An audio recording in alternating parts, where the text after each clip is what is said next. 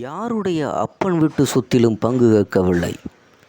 தங்கள் உழைப்புக்கு ஏற்ற வகையில் கூலியை உயர்த்தி தருமாறு கேட்ட ஒரே காரணத்திற்காக தேவேந்திரகுல வேளாளர்கள் உட்பட 44 பேர் உயிருடன் எரித்து கொல்லப்பட்ட நாள்தான் இன்று டிசம்பர் 25.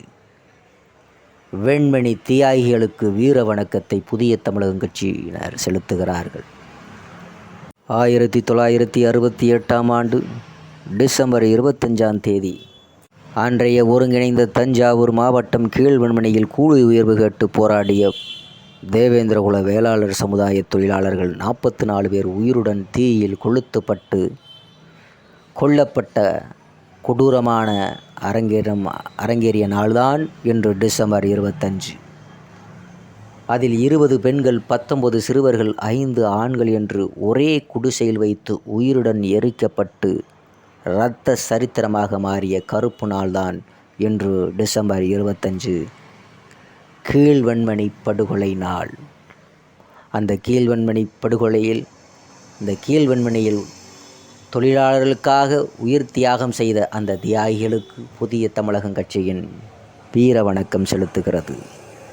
இந்த கீழ்வெண்மணி படுகொலை பற்றி நாம் என்ன என்பதை பற்றி நாம் இந்த செய்தி தொகுப்பில் நாம் பார்க்கலாம். வாருங்கள். வெண்மணி தீயில் கருகிய நெல்மணிகள்.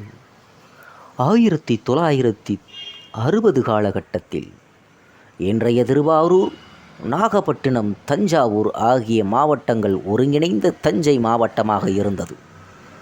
அன்றைய ஒருங்கிணைந்த தஞ்சை மாவட்டத்தின் முக்கிய தொழில் விவசாயம்.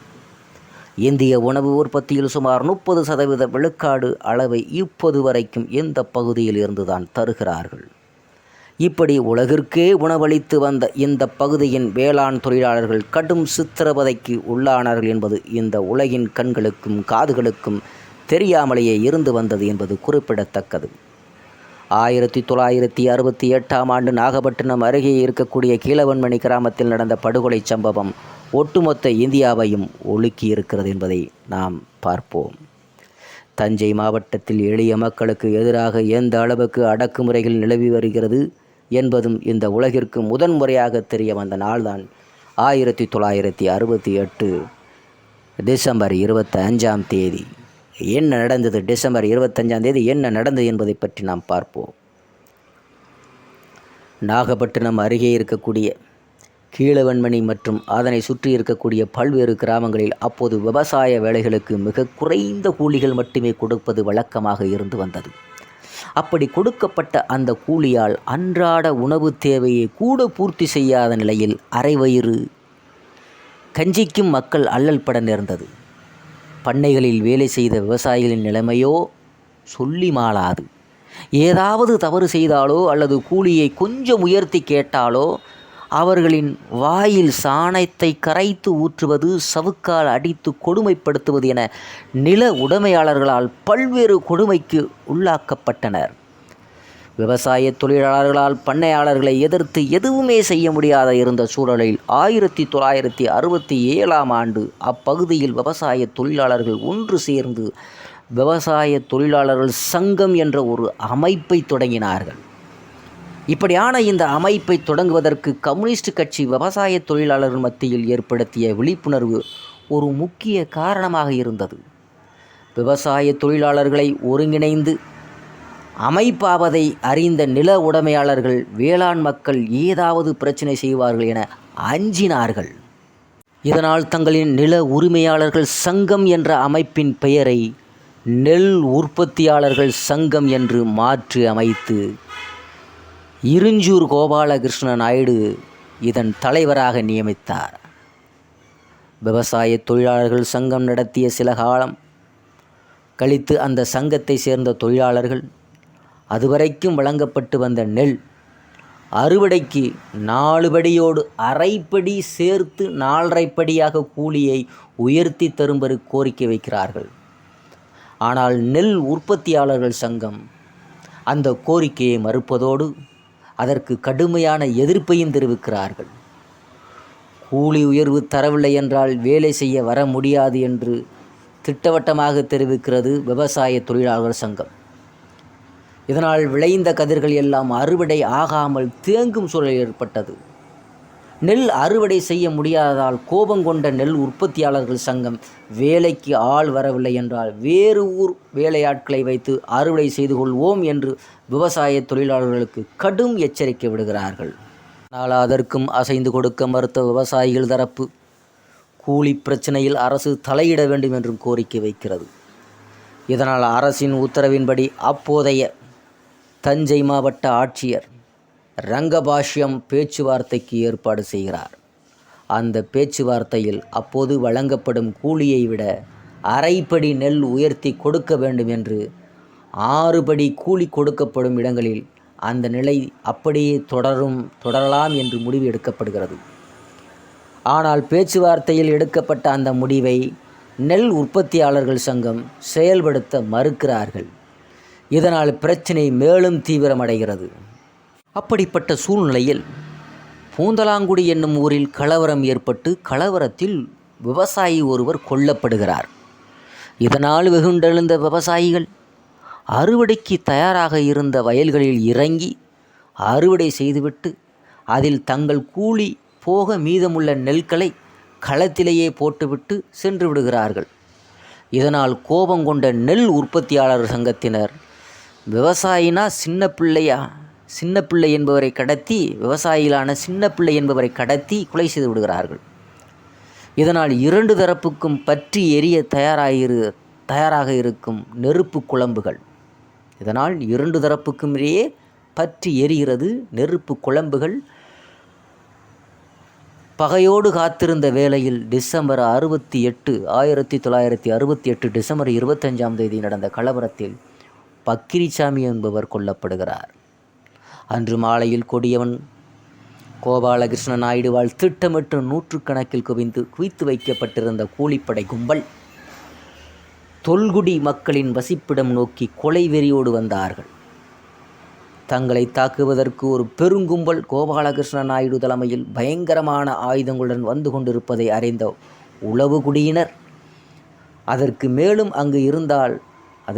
அங்கு இருந்தால் தங்கள் உயிருக்கே ஆபத்து ஏற்படும் என பயந்து இருட்டையும் பொருட்படுத்தாமல் திசைக்கு ஒருவராக ஓடி கீழ்வெண்மணி கிராமத்திற்கு வெளியே இருந்த வயல்களுக்குள் பதுங்கிக் கொண்டார்கள். அவர்களோடு ஓடி வர இயலாத பெண்கள், முதியவர்கள் மற்றும் குழந்தைகள் அங்கே இருந்த ராமையா என்பவரின் குடிசைக்குள் பயந்தபடி அமைதியாக பதுங்கியிருந்தார்கள்.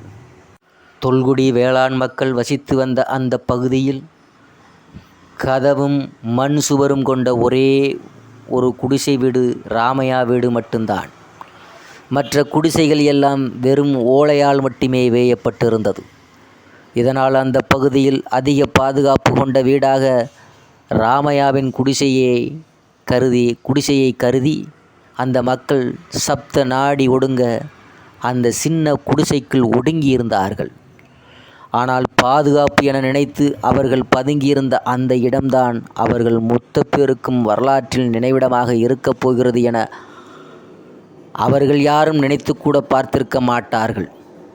கோபாலகிருஷ்ண நாயுடு தலைமையில் நம் பகுதிக்குள் நுழைந்த அந்த கொலைவெறி கும்பல் கண்களில் ஆத்திரத்தோடும் கையில் ஆயுதங்களோடும் உளவுக்குடியினரை தேடி அலைந்து எங்கு தேடியும் ஒருவர் கூட அவர்கள் கையில் சிக்கவில்லை. இதனால் வெறியேறிய அவர்கள் ஒவ்வொரு குடிசையாக அடித்து நொறுக்கத் துவங்கினார்கள். அப்படி அவர்கள் நடத்திய படுபயங்கர தாக்குதலின் போது ஒரு குடிசை மட்டும் சாத்தி இருப்பதை கவனித்தார்கள். ஊர் மொத்தமும் அந்த குடிசைக்குள் தான் ஒளிந்திருக்கிறார்கள் என்பதை உணர்ந்த அந்த கொலைவெறி கும்பல் தனித்தனியாக தாக்குவதை விட மொத்த பேரின் கதையை ஒரே அடியாக முடிக்க நினைத்த அந்த ராமையாவின் குடிசையை சுற்றி வளைத்த அந்த கும்பல் அந்த குடிசையில் இருந்து யாரும் வெளியே வராதபடி குடிசையின் எல்லா பக்கமும் தீ வைத்தார்கள். எல்லா பக்கமும் தீயை பற்ற வைத்ததால் பற்ற வைத்த கொஞ்ச நேரத்திலேயே தீ திகுவனை பற்றி எரிய ஆரம்பித்தது. குடிசை பற்றி எரிய ஆரம்பித்ததும் உள்ளே இருந்த மக்கள் அனைவரும் அலறியடித்து துடித்திருக்கிறார்கள். எந்த ஓசையும் இல்லாத இரவு நேரம் என்பதால் அலறி துடித்த மண்ணின் மைந்தர்களின் மரண ஓலம் அந்த பகுதியின் முழுவதும் எதிரொலித்தது. எரிந்து கொண்டிருந்த குடிசைக்குள் ஒரு இளம் தாயும் சிக்கிக்கொண்டதால் அந்த தாய் தன் பிஞ்சு குழந்தை மட்டுமாவது பிழைத்து கொள்ளட்டும் என்று நினைத்து தன் குழந்தையை எரியும் குடிசைக்குள் உள்ளிருந்து வெளியே வீசியிருக்கிறார். தீயில் கருகிய வெளியே வந்து விழுந்த அந்த குழந்தையும் மறுபடியும் எடுத்து நெருப்புக்குள் வீசி எரிந்தது கோபாலகிருஷ்ண நாயுடுவின் கொலைவெறி கும்பல். பொழுது விடிந்த பிறகுதான் கீழ்வெண்மணியில் இப்படிப்பட்ட துயரம் நடந்து முடிந்ததே என்று இந்த உலகிற்கே தெரிய வந்திருக்கிறது. ஒரு இரவு முழுவதும் நடந்த அந்த சம்பவம் அந்த பகுதியில் இருந்த அந்த காவல்துறைக்கும் அரசு அதிகாரிகளுக்கும் பங்கு இருப்பதாக அப்போது மிகப்பெரிய குற்றச்சாட்டு எழுந்தது. குற்றச்சாட்டை நிரூபணம் செய்வது போல அன்றைய அரசின் நடவடிக்கை மற்றும் சில அரசியல் தலைவர்களின் பேச்சுக்களுமே இருந்தன. எரிந்த ஒற்றை குடிசைக்குள் முதியவர்களும் பெண்களும் குழந்தைகளுமாக 44 பேர் உயிர்கள் பலியாகியிருக்கிறார்கள் என்பது தெரிய வந்தது. இந்த சம்பவம் பத்திரிகையில் வெளியானதும் உலகமே அதிர்ச்சியில் உறைந்தது. கீழ்வெண்மணி படுகொலை சம்பவம் தொடர்பாக கீவளூர் காவல் நிலையத்தில் குற்ற எண் 327/60 என்ற எண்ணிற்கு வழக்கு பதிவு செய்யப்பட்டது.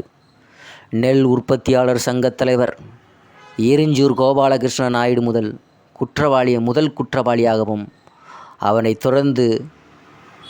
தவிர மேலும் 22 பேர் குற்றவாளிகளாகவும் சேர்க்கப்பட்டார்கள். ஆனால் உள்ளூர் காவல் நிலையத்தில் யோக்கியத்தை மீது பாதிக்கப்பட்ட மக்கள் அதிருப்தி தெரிவித்ததால் கீழ்வெண்மணி படுகொலை வழக்கு மத்திய குற்றப்பிரிவின் விசாரணைக்கு மாற்றப்பட்டது. அதேபோல் மக்களோடு ஏற்பட்ட மோதலில் இறந்து போன நாயுடுவின் கூலிப்படையைச் சார்ந்த பக்ரிசாமி என்பவரின் கொலை வழக்கும் கீவளூர் காவல் நிலையத்தில் குற்ற எண் 328/68 என்ற எண்ணில் பதிவு செய்யப்பட்டது. அது என்ன சொல்கிறாங்கன்னா, கீழ்வெண்மணி படுகொலை சம்பவம் தொடர்பாக கீவளூர் காவல் நிலையத்தில் குற்ற எண் 327/68 என்ற எண்ணிற்கு வழக்கு பதிவு செய்யப்படுகிறது. நெல் உற்பத்தியாளர் சங்கத் தலைவர் ஈரிஞ்சூர் கோபாலகிருஷ்ண நாயுடு முதல் குற்றவாளியாகவும் அவனைத் தொடர்ந்து மேலும் 22 பேர் குற்றவாளிகளாகவும் சேர்க்கப்படுகிறார்கள். ஆனால் உள்ளூர் காவல் நிலையத்தில் யோக்கியத்தை மீது பாதிக்கப்பட்ட மக்கள் அதிருப்தி தெரிவித்ததால் கீழ்வெண்மணி படுகொலை வழக்கு மத்திய குற்றப்பிரிவின் விசாரணைக்கு மாற்றப்படுகிறது. அதேபோல மக்களோடு ஏற்பட்ட மோதலில் இறந்து போன நாயுடுவின் கூலிப்படையைச் சார்ந்த பக்ரிசாமி என்பவரின் கொலை வழக்கும் கீவளூர் காவல் நிலையத்தில் குற்ற எண் 328/68 என்ற எண்ணிலும் பதிவு செய்யப்படுகிறது. கீழ்வெண்மணி படுகொலை வழக்கில் விசாரணையும் பக்ரிசாமி என்பவர் மரணம் தொடர்பான விசாரணையும் கீழ்த்தஞ்சை செஷன்ஸ் நீதிமன்றத்தில் நடந்து வந்தது. மேற்கண்ட 2 வழக்குகளையும் ஒரே சம்பவத்தை அடிப்படையாக கொண்டவை என்பதனால் 2 வழக்குகளையும் தஞ்சை செஷன்ஸ் நீதிமன்ற நீதிபதி CM குப்பனா என்பவர் விசாரித்தார். இந்த 2 வழக்குகளும் ஒரே மாவட்ட நீதிபதி முன்னால் விசாரணை நடைபெற்றாலும் அவை தனித்தனி வழக்குகளாக விசாரிக்கப்பட்டன. முதல் வழக்கில் குற்றம் சாட்டப்பட்ட சிலர் 2வது வழக்கில் சாட்சியாகவும், 2ஆம் வழக்கில் குற்றம் சாட்டப்பட்டவர் சிலர் முதல் வழக்கில் சாட்சிகளாகவும் இருந்தார்கள். சுமார் 2 வருட காலம் நடந்த அந்த 2 வழக்குகளும் 30/11/1970 அன்று தீர்ப்பளித்தது தஞ்சை விசாரணை நீதிமன்றம். அந்த தீர்ப்பில் முதல் குற்றவாளியான ஈரிஞ்சூர் கோபாலகிருஷ்ண நாயுடு மற்றும் 8 பேருக்கு 10 ஆண்டுகள் சிறை தண்டனையும் மேலும் 5 பேருக்கு 7 ஆண்டுகள் சிறை தண்டனையும் விதித்தது தஞ்சை நீதிமன்றம். சட்டவிரோதமாக கூடி சட்டத்திற்கு புறமான காரியங்களை செய்ததும் மேலும் கொலை முயற்சியில் ஈடுபட்டதும் தான் இந்த தண்டனைக்கான காரணங்களாக கூறியது. 44 பேர் உயிரோடு எரிக்கப்பட்டதற்கு எந்த தண்டனையும் வழங்காமல் அவர்களை கொலை வழக்கில் இருந்து விடுதலை செய்தது நீதிமன்றம். ஆனால் கோபாலகிருஷ்ண நாயுடுவின் கூலிப்படையை சார்ந்த பக்ரிசாமி என்பவர் கொல்லப்பட்ட வழக்கில் குற்றம் சாட்டப்பட்ட முதல் குற்றவாளியான கோபால் என்பவருக்கு ஆயுள் தண்டனையும், 2வது குற்றவாளியான ராமையாவுக்கு 5 ஆண்டுகள் சிறை தண்டனையும், மீதி 4 பேருக்கு 2 ஆண்டுகள் சிறை தண்டனையும் விதித்தது தஞ்சை நீதிமன்றம். பக்ரிசாமி கொலை வழக்கில் ஆயுள் தண்டனை பெற்ற கோபால் மற்றும் சிறை தண்டனையை பெற்ற ராமையன் இருவரும் 1971ஆம் ஆண்டு சென்னை உயர்நீதிமன்றத்தில் மேல்முறையீடு செய்தார்கள். அதைப்போல கோபாலகிருஷ்ண நாயுடும் தரப்பும் தங்களுக்கு வழங்கப்பட்ட தண்டனை எதிர்த்து 1970ஆம் ஆண்டு சென்னை உயர்நீதிமன்றத்தில் மேல்முறையீடு செய்தார்கள். ஆனால் பக்ரிசாமி கொலை வழக்கை உடனே விசாரணைக்கு எடுத்துக்கொண்ட சென்னை உயர்நீதிமன்றம் 1972ஆம் ஆண்டில் விசாரணை நீதிமன்றத்தின் தீர்ப்பை மீண்டும் உறுதி செய்தார்கள். அதை எதிர்த்து கோபால் மற்றும் ராமையா இருவரும் உச்சநீதிமன்றத்திற்கு சென்று 13 வருடங்களுக்கு பிறகு அந்த மனுவை விசாரணைக்கு எடுத்துக்கொண்ட உச்சநீதிமன்றம் அவர்களின் மனுவை தள்ளுபடி செய்தது. இது என்ன விதமான நீதி என்றே நீதி தேவதைக்கே வெளிச்சம் என்கிறார்கள் பத்திரிகையாளர்கள். சில காலம் கழித்து சென்னை உயர்நீதிமன்றத்தில் கீழ்வெண்மணி படுகொலை வழக்கில் கோபாலகிருஷ்ண நாயுடு தரப்பு செய்த மேல்முறையீடு விசாரணைக்கு எடுத்துக் கொள்ளப்படுகிறது. அப்போது கோபாலகிருஷ்ண நாயுடு விவசாயிகளின் போராட்டம் கீழ்வெண்மணியில் மாவேசம் பரவ காரணமாக அமைந்தது விட்டதாகவும், எனவே விவசாய தொழிலாளர்களின் போராட்டத்தை ஆதரிக்கக்கூடாது என அப்போதைய அரசுக்கு எழுதிய கடிதத்தை தாக்கல் செய்தார். அதனை ஏற்றுக்கொண்ட சென்னை உயர்நீதிமன்றம் 1973ஆம் ஆண்டு ஏப்ரல் 6ஆம் நாள் 44 பேர் உயிரோடு எரித்து கொல்லப்பட்ட அந்த வழக்கில் ஒரு அதிர்ச்சியான தீர்ப்பை வழங்கியது. அந்த தீர்ப்பில் குடிசைக்கு தீ வைத்த சம்பவத்திற்கு போதிய ஆதாரம் இல்லை என்றும், அந்த சம்பவத்தில் ஈடுபட்டதாக சொல்லப்படும் 23 பேரும் மிராசுதாரர்கள் என்பதனால் அவர்கள் நேரடியாக குற்றம் செயலில் ஈடுபட்டிருக்க வாய்ப்பில்லை என்பதாலும் குற்றம் சாட்டப்பட்ட அனைவரையும் விடுதலை செய்வதாகவும் அறிவித்தது சென்னை உயர்நீதிமன்றம். நாட்டையே உலுக்கிய இந்த கொலை வழக்கில் அன்றைய திமுக அரசு கிட்டத்தட்ட 3 வருடங்கள் கழித்தே உச்சநீதிமன்றத்தில் மேல்முறையீடு செய்தது. இதிலும் கோபாலகிருஷ்ண நாயுடு அவனது கூட்டாளிகளும் தொடுத்த வழக்கில் மட்டுமே மேல்முறையீடு செய்யப்பட்டது. மேல்முறையீடு நிலுவையில் இருக்கும்போது 14/12/1980 அன்று கோபாலகிருஷ்ண நாயுடு கொல்லப்பட்டான். இப்படியாக மேல்முறையீடு செய்து 14 வருடங்கள் கழித்து 30/10/1990 அன்று இறுதி விசாரணைக்கு வழக்கு பட்டியலிடப்பட்டது. தமிழக அரசு சார்பில் நியமிக்கப்பட்ட சிறப்பு வழக்கறிஞர்கள் அன்று ஆஜராகவில்லை. பதிலாக தமிழக அரசின் வழக்கறிஞர் அன்று மாலை வாதிட்டதாக உச்சநீதிமன்றம் பதிவேடு கூறுகிறது. மறுநாள் மீண்டும் அவ்வழக்கு வந்தபோது அரசு தரப்பில் மூத்த வழக்கறிஞர்கள் 15 நிமிடம் பேசியதாகவும், குற்றவாளியின் வழக்கறிஞர் 45 நிமிடம், மதிய உணவு இடைவெளிக்கு பின் 15 நிமிடம் விவாதிக்கப்பட்டதாகவும் பதிவேடுகள் காட்டுகிறது. ஆக தமிழகத்தையே உலுக்கிய ஒரு வழக்கை உச்சநீதிமன்றம் மொத்தத்தில் 2 மணி நேரம் இருதரப்பையும் கேட்டு இந்த வழக்கை முதலில் விசாரித்த கீழமை நீதிமன்றமும் மேல்முறையீட்டு விசாரித்த உயர்நீதிமன்றமும் ஒருமித்த கருத்தை கூறியிருப்பதனால் கீழ் நீதிமன்றங்களின் உத்தரவில் தலையிட விரும்பவில்லை என்று 3 பக்க தீர்ப்பை கூறி தமிழக அரசின் மேல்முறையீட்டு மனுவை தள்ளுபடி செய்துதான் உச்சி குடிமைகளுக்கான மன்றம் என்பதை நிரூபித்திருக்கிறது. கீழ் நீதிமன்றங்கள் வெவ்வேறான தீர்ப்பு வழங்கியிருந்தது என்பது உச்சநீதிமன்றத்தின் ஏன் உணராமல் போனது என்பதற்கு இப்போதும் விடை கிடைக்கவில்லை. இந்தியாவே உலுக்கிய ஒரு படுகொலை சம்பவம் எப்படி இந்திய நீதிமன்றங்களின் முன்னால் எடுபடாமல் போனது என்பது நீதித்துறையின் வரலாற்றில் இப்போது வரைக்கும் பெரும் கரும் புள்ளியாக தொடர்வதோடு சட்டமும் நீதியும் சாமானியர்களுக்கானது அல்ல என்பதை இந்த தீர்ப்பு நமக்கு உணர்த்துகிறது. இவ்வழக்கில் கோபாலகிருஷ்ண நாயுடுவுக்கும் அவனை சார்ந்த 7 பேருக்கும் 10 வருடம் மட்டுமே சிறை தண்டனை, 44 பேர் உயிரோடு சுட்டெரித்த பாதகர்களுக்கு ஆயுள் தண்டனை கூட இல்லை. இதைவிட ஒரு வினோதம் உண்டு. இந்த செஷன்ஸ் கோர்ட் தீர்ப்பை எதிர்த்த வழக்குகள் உயர்நீதிமன்றத்தில் சென்றன. முதல் வழக்கான பக்ரிசாமி கொலை வழக்கில் தண்டனை பெற்ற 8 விவசாய தொழிலாளர்களும் ஜாமீன் மறுக்கப்பட்டது. ஆனால் கோபாலகிருஷ்ண நாயுடுவிற்கும் அவனோடு சேர்ந்த தண்டனை பெற்ற 7 மிராசுதாரர்களுக்கும் ஜாமீன் வழங்கப்பட்டது. இதில் இறுதி தீர்ப்பில் மிராசுதாரர்கள் 8 பேரும் உயர்நீதிமன்றத்தில் நிரபராதிகளான விடுதலை செய்யப்பட்டனர். 44 பேரை துடிதுடிக்க கொன்ற கொலைகாரர் கூட்டத்திற்கு எந்த தண்டனையும் இல்லை. இதற்கு உயர்நீதிமன்றம் கொடுத்த காரணத்தை கேட்டால், சிவப்பாய் இருக்கிறவன் பொய் சொல்ல மாட்டான், காமெடி தான் நினைவுக்கு வருகிறது. இந்த வழக்கில் சம்பந்தப்பட்டுள்ள 23 பேருமே மிராசுதாரர்கள் இருப்பது வியப்பாக உள்ளது. அவர்களின் பெரும்பாலானோர் பணக்காரர்கள், மிகப்பெரிய நிலச்சொந்தக்காரர்கள், அவர்கள் கௌரவமிக்க சமூக அந்தஸ்துள்ளவர்கள். அவர்கள் இந்த குற்றத்தை செய்திருக்க மாட்டார்கள் என்று. விவசாயிகளை பழிதீர்க்க அவர்கள் எவ்வளவுதான் ஆர்வமாக இருந்திருந்தாலும் வேலையாட்கள் எவருடைய உதவியும் இல்லாமல் அவர்கள் சம்பவம் நடந்த இடத்திற்கு தாங்களாகவே நேரில் நடந்து வந்து வீடுகளுக்கு தீ வைத்திருப்பார்களா என்பது நம்புவதற்கு கடினமாக உள்ளது.